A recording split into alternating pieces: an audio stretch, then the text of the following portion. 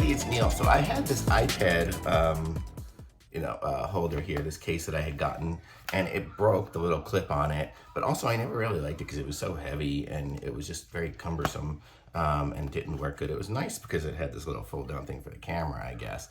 But that was also inconvenient because then when I was trying to use it, I always had to remember to do that. It was just kind of a pain. If it was on a stand, it was just wasn't the best. So it's time to retire this one here. So I went and bought a new one. So I got one that was very inexpensive from Amazon, and I'm going to show you guys how it fits and we'll see how it works. Maybe it's good, maybe it's not. It looks even smaller, so let's see how it goes.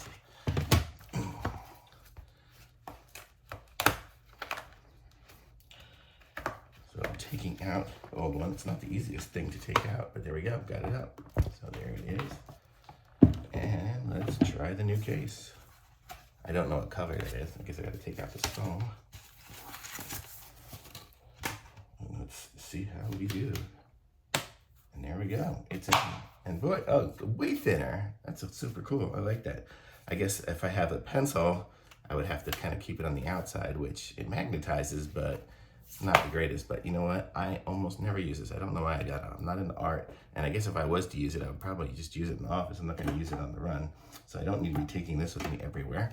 But this is the iPad case now. Let's see how it works when I kind of do that little triangle thing it says to do. What do you do, like this? Oh, like that. Oh, so then you can kind of put it on the desk like this to kind of have it go there. I guess that would work to have it at a little bit of a slant. I don't know. And you can do this to hold it up all the way. So that's pretty cool. I mean, that magnetizes closed and stays good, so it would hold itself up. Kind of cool.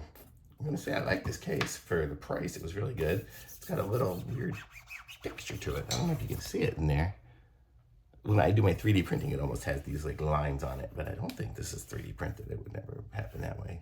And then it's got the felt like inside, and it's got the hole for the camera right there. See, so it's always ready.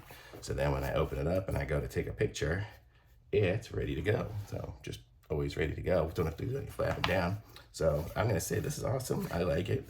Way thinner and way lighter than this thing was. So I'm gonna say super thumbs up for me. Links in the description. Like this video, subscribe to my channel, and I'll be back with some more reviews soon. Thanks, bye.